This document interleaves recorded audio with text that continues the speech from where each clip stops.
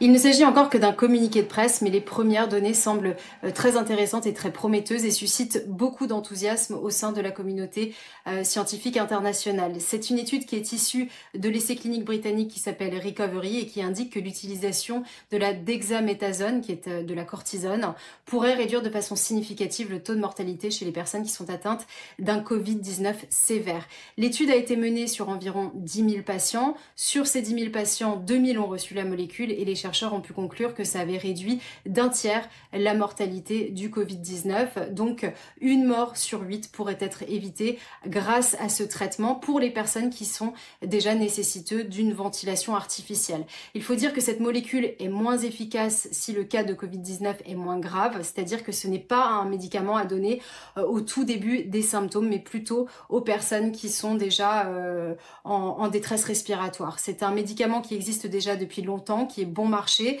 qui a déjà été utilisé notamment pour traiter d'autres types de syndromes respiratoires aigus, notamment des grippes quand elles se compliquent.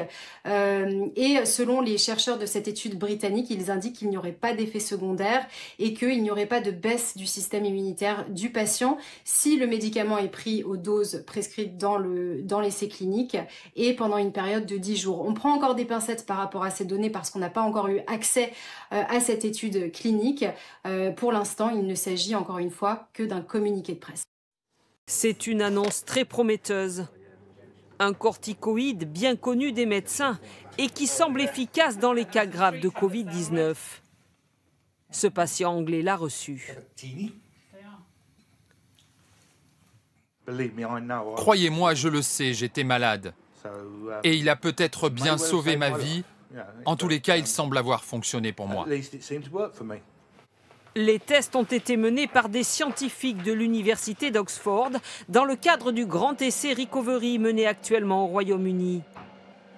Concrètement, plus de 2100 patients ont reçu de la dexaméthasone, le nom de la molécule, pendant 10 jours à raison de 6 mg par jour.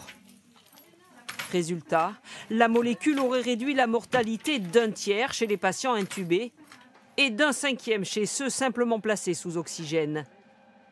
Des résultats bienvenus pour cet infectiologue britannique.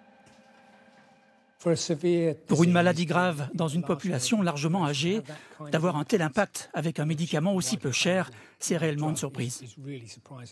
Si nous l'avions su il y a 4 ou 5 mois, nous aurions probablement sauvé des milliers de vies. Des questions restent toutefois en suspens et il faut encore attendre la publication des données détaillées pour juger vraiment. Mais pour ce médecin français, cette piste pourrait être d'autant plus intéressante que le médicament est disponible et peu cher. Quand vous testez un médicament, vous avez plusieurs façons de juger son efficacité. Et la survie dans une maladie mortelle, c'est bien entendu un élément très très solide. C'est beaucoup plus solide que, par exemple, la durée d'hospitalisation ou un phénomène biologique que vous mesurez dans le sang. C'est une très bonne nouvelle pour les patients. Et donc, on attend de lire le manuscrit. En revanche, pas de raison d'espérer une efficacité de cette molécule en prévention ou dans le cadre d'une infection non grave. Les médecins proscrivent toute automédication.